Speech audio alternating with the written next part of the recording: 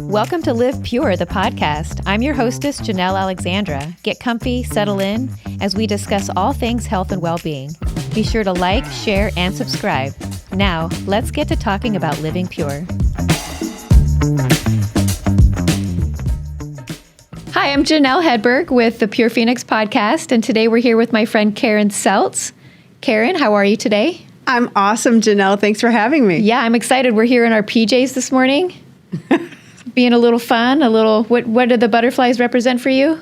Well, this is very whimsical, and for me, butterflies represent transformation. I love that transformation. I'm in Wonder Woman because I'm wonderful. Yes, you are. I could attest to that.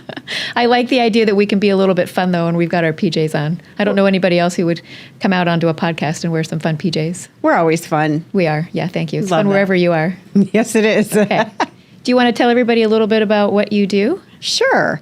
So what I do is super duper sexy. I do trauma release work, and it is called rapid resolution therapy. And it's a way to resolve those pieces of data, essentially, those events that are not processed in your mind, and they get stuck there. And then we trip over them, and we wonder, like, why am I anxious? Why am I depressed? Why do I get angry so much?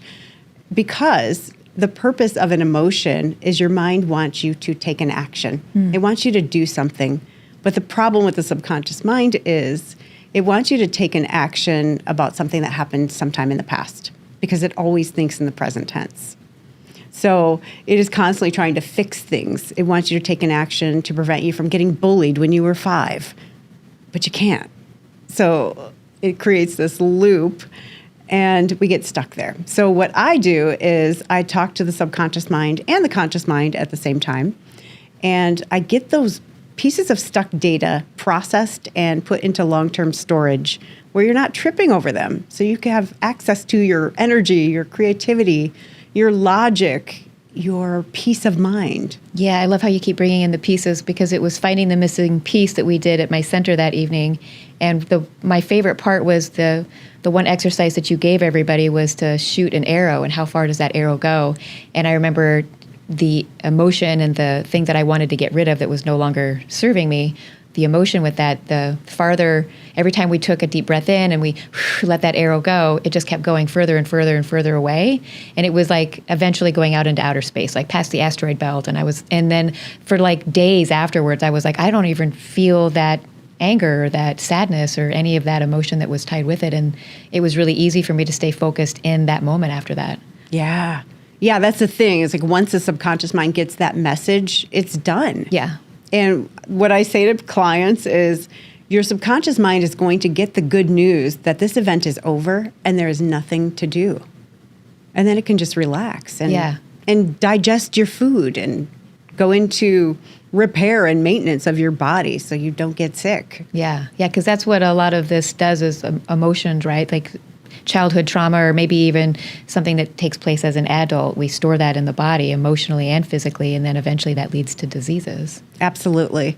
The number one cause of all diseases is inflammation, and the number one cause of inflammation is unresolved trauma. And I think it's not well known that there's a link there. Same thing with addiction. The root of addiction is unresolved trauma. Yeah. And once that trauma gets resolved, the addictive desires just go away.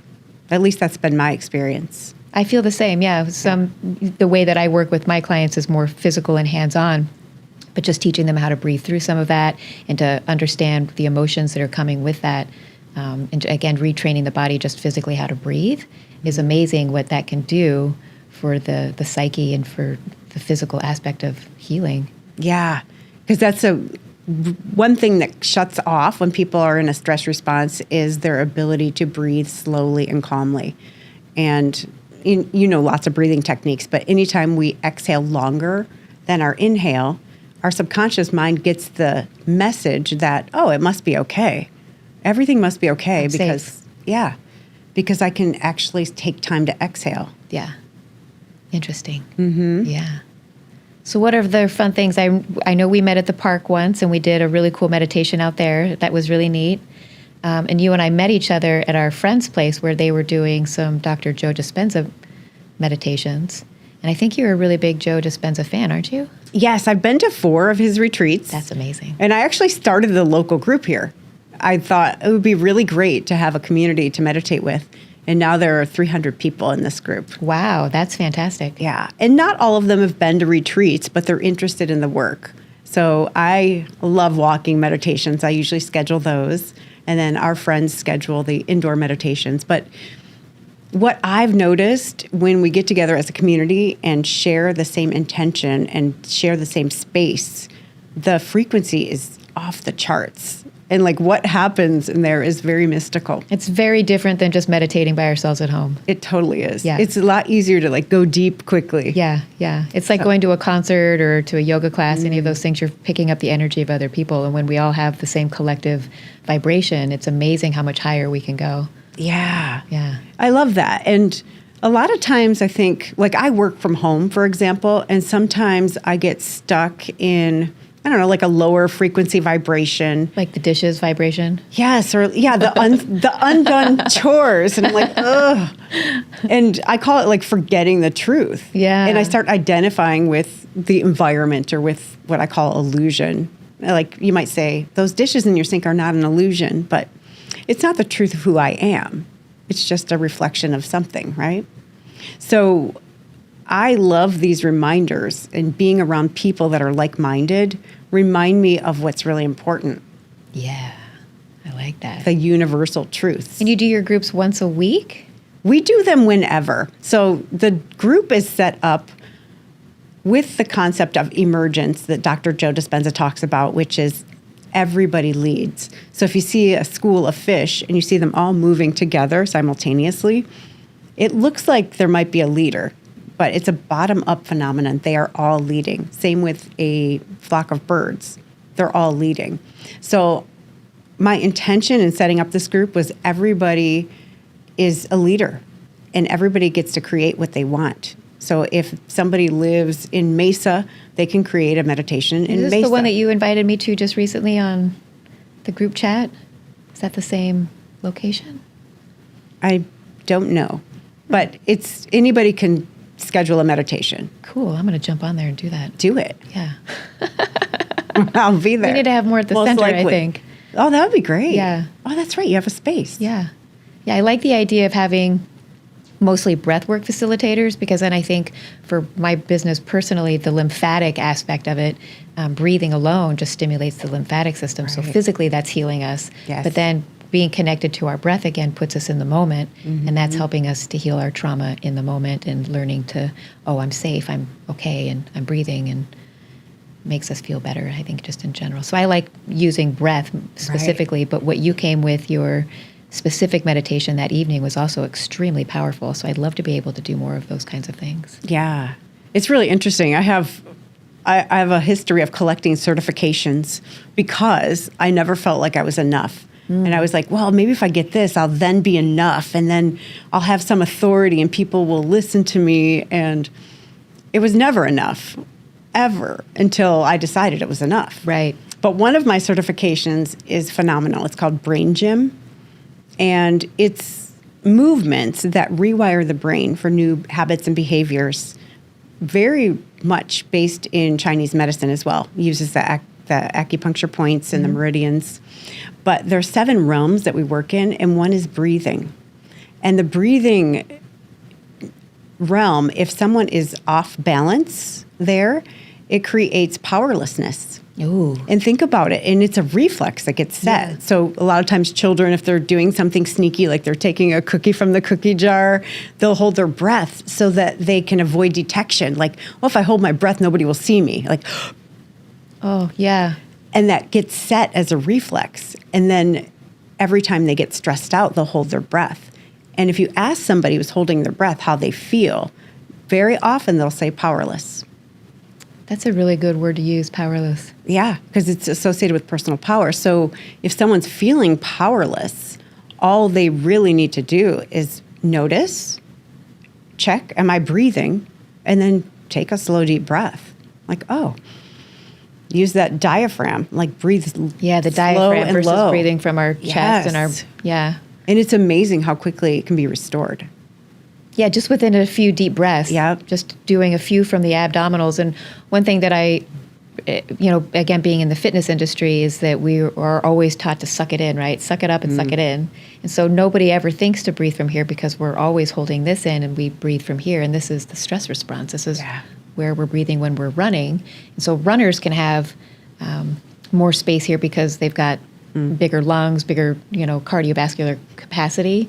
But if we're breathing from here from a stress response and we're not breathing from here, we're not even fully engaging our diaphragm. Right.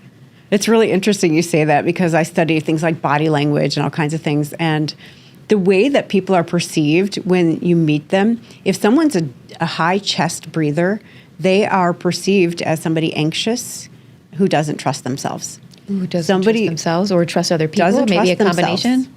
Or, well, probably both.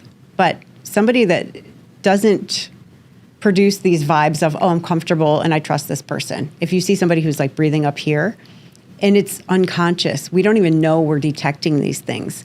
But if you're breathing up here really shallow, you look nervous, and people are going to believe that you don't know what the hell you're talking about. So there's that too. Especially if you have the eye movement going. Oh, the crazy eye, right? Where the eye whites are down on the bottom. That's how you know you're like really. No, I meant out. like looking around. Yeah. Okay.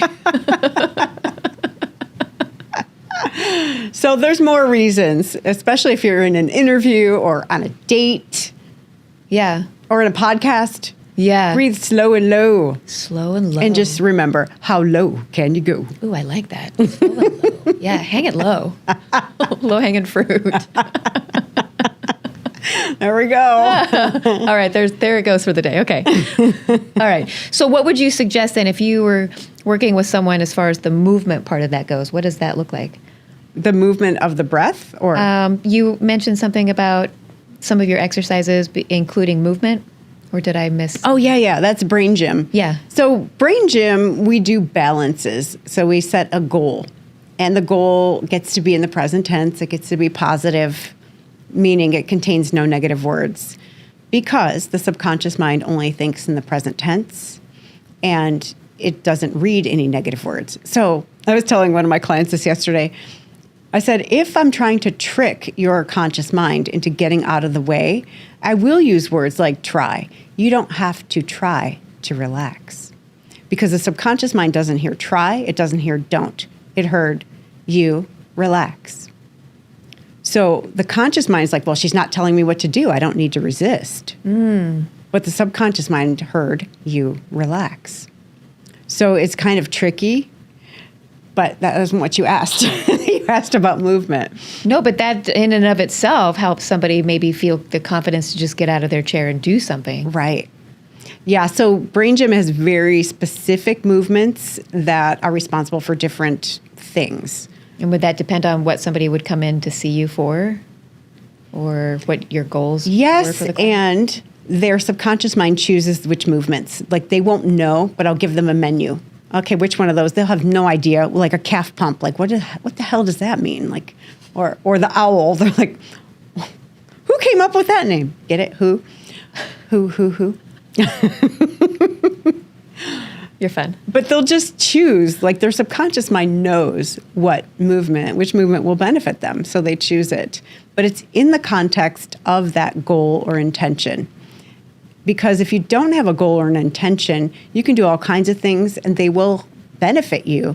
But having the goal or the intention behind it is like that rocket ship. It's like, whew, Yeah. and things happen quickly. And like brain gym, again, is one of those things that permanently rewires your brain. It puts connections in your brain that were never there before. And you get to exercise them. You get to do the thing that you said you wanted to do in order to reinforce those paths. So imagine if someone just cuts a lawn and you walk across the grass, you can probably see your footprints. But when the wind blows, those footprints go away.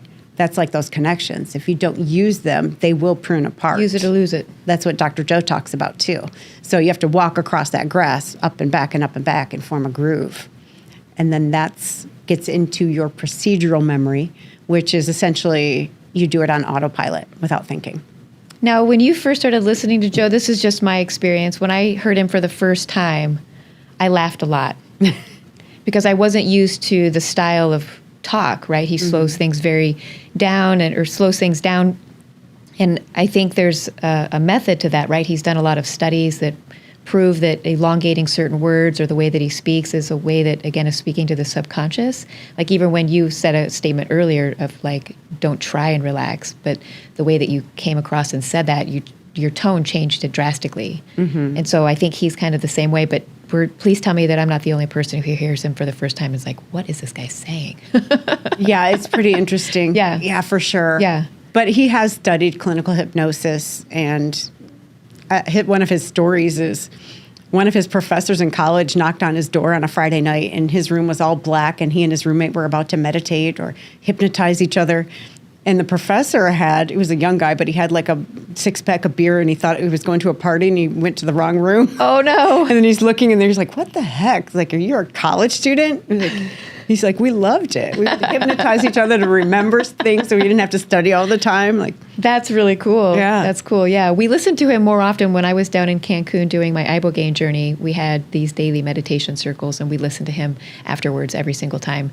And I found that being outside for some reason, maybe with the movement of the breeze, listening to the birds chirp, I was able to get a lot deeper with him than I was in an enclosed space. And so, again, I don't know if maybe it would just had to do with my ibogaine experience in general, but I don't know. But just even being outside at your walking meditation seems more natural for me than being inside. Yeah, and it's so personal, and it's just that's information for you.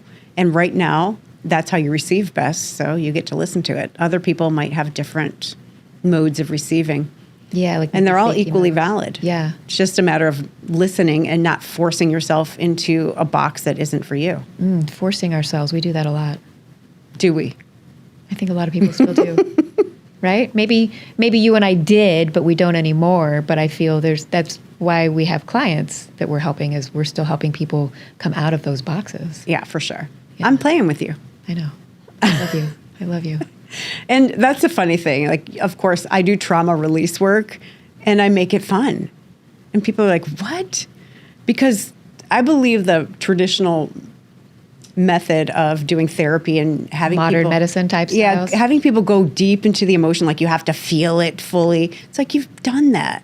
It hasn't helped. It makes you so much worse. And it's reinforcing those grooves in the brain and making them deeper and deeper. Deeper, yeah. The grooves that you don't prefer. Yeah, I think there's more and more studies on that with just our veterans with PTSD. That it just was not helping them. Right. And they're doing the best they can, but there's a better way. More gentle. I think just in general, our society needs more soft, gentle approaches. Yeah. Like when I'm working with somebody, I'll have them cause an emotion for 3 seconds. And as soon as they have it, I'm like, okay, we're done with that. Come back. And I snap my fingers. I witnessed you do that at the center when you were there that evening with somebody. Yeah. Yeah. And it was really powerful because eventually she was able to get past that. There's a state called abreaction, which means that somebody is actually in that trauma and their mind thinks it's happening right now. And I don't want to get there. I prefer have them feel the emotion, cause it, and then explain you asked your subconscious mind to cause that reaction, that emotion, which isn't happening right now. And your mind was powerful enough to create that for you. Wow, isn't that amazing? That is really that you could do that. Yeah. I mean, that's how powerful you are. The problem, again, subconscious mind thinks, Wonder Woman, that it's happening. And I want to bring them back to the present tense. So they're like, wait, it's not really happening right now. There's no reason to go all the way back there. Yeah. But in having them feel it, and then I'll say, okay, how strongly did you experience that on a scale from 0 to 10? Then at the end, or many points, I'm checking. Okay, check in with that emotion. Where is it now? Oh, it's a 5. Great, it's moving in the right direction. And then we have a way to keep watching it, monitoring it, and making sure it's going in the right direction until it's gone. Yeah. So let's get a little bit more into the power of the mind, because if we have the power to create a past experience to the point where some people, again, with severe PTSD, they're seeing it in like real life. They're no longer in reality. Yeah. So if we have enough power to go back into a past traumatic experience, what is the power that we can do if we're trying to create and manifest something? Yeah, a lot. And I believe that the older we are, the more bumps and bruises we've accrued throughout our lifetime. And I liken it to an avocado pit that's in a garbage disposal. So if you come to my house and I'm like, Janelle, my garbage disposal is broken, listen to this. And I turn it on and it's like, you're like, you turn it off, you put your hand there like, hey, dummy, there's just an avocado pit in there. Look, it works perfectly. You switch it on, it works perfectly. So we get all these glops of information stuck in our subconscious mind that we don't know they're there, but we keep tripping over them. So I believe that in order to manifest, you have to resolve all that internal conflict. You get to move all that stuff that you keep tripping over into long-term storage. You get to break it into smaller pieces so it can filter through. Otherwise, I was just talking about affirmations recently. People will be like, oh, I am a millionaire. I am this. Your subconscious mind wants to support you. It wants to help you. It's on your side. It does not speak the language that you're speaking. It does not have a PhD. It's as smart as a 4-year-old. Yet we speak to it like, I am abundant. I am courageous. Would you say to a 4-year-old, be a millionaire? They're like, what the heck are you talking about, right? Like they would have no idea. You would need like some bullet points on how to get there maybe. Yeah. What it understands is action steps. Stand on one leg. Pat your head. What does a millionaire do? How do they behave? That you can break down into very specific things, and you can tell your subconscious mind, okay, I want this. This is my target. I want to be open to possibility. I want to be engaging with people, blah, blah, blah, whatever. You can tell it specific targets, but they must be action-based, and they must be something that a 4-year-old would understand. Okay. And do you think a lot of people, when they've got to go through all of their avocado pits, they've got to find those and process them or whatever, do you find that people experience that and grow more through relationships with others or in isolation, figuring that crap out on their own? Oh, no. Definitely not on your own, because Einstein said it best, you cannot solve a problem from the same level of consciousness that created it. If you could have solved it on your own, you would have. Right. You're going to repeat past patterns that will get you deeper and deeper ingrained into that behavior. So you got to do something else. Got to take action. Yeah. And that's the scary part, I think, for some people is going out and fucking it up with other relationships. Yeah. Did I just say the word fuck? Okay. You did. Is that okay? Yeah. It's such a good word. It is. I had a leadership trainer, and she would say, if you're going to fuck it up with passion. Yeah. Like, don't do it by, like, sitting in the corner. Like, go out there, like, balls to the wall. Mess it up. Be willing. I've had perfectionist clients in my coaching business. Recovering perfectionist right here. And I'm like, okay, here's your assignment. Because one of my clients would take 4 hours to do a single social media post. I said, intentionally, you get to include 2 spelling mistakes and bonus points if you mess up there, and there.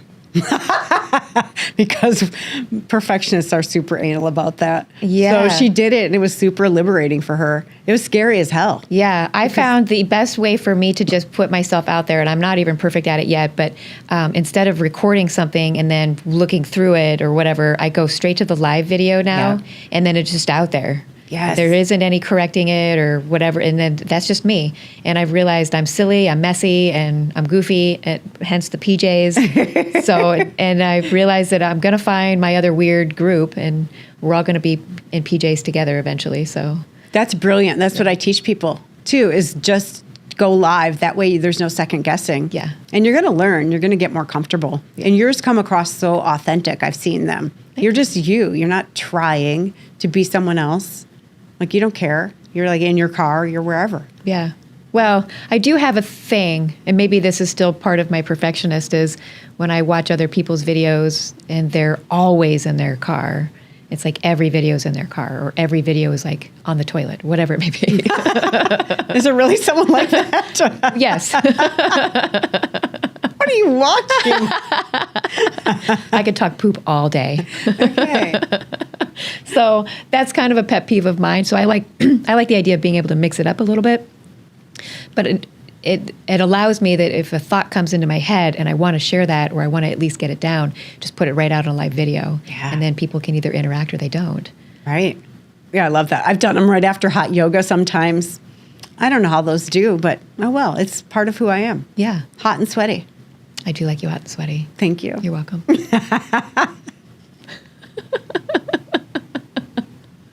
Okay, so let's talk a little bit more about maybe some clients that you interact with that have had long-term trauma for a really long time. Oh, we're getting close to the end here. Let's just touch up on that real quick.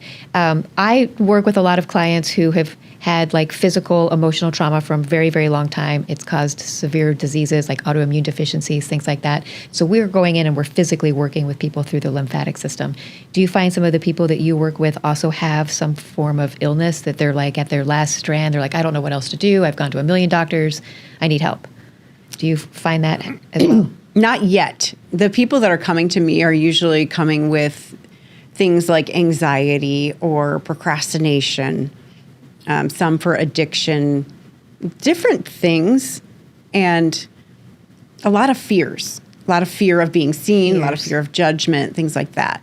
If those remain untreated for very long, like if you're in a stress response repeatedly, your body is not designed to do that. If you're in a stress response, it is always producing all these hormones, right? This cortisol, this adrenaline, and it will wear out. It is not designed to be 24/7 like that. Yeah, I experienced that. Yeah. Where my body just physically shut down. Yes, exactly. So if you are running from a predator, if you're trying to escape death, are you going to sit down and like say, oh, I think I'm going to go grow a baby. I want to make love to my husband. Like, no, you're never going to do that. You're going to survive first. Your body will not go into maintenance and repair. So all the damage that's being done to it, it will not repair that. It will break down if you're repeatedly in a stress response.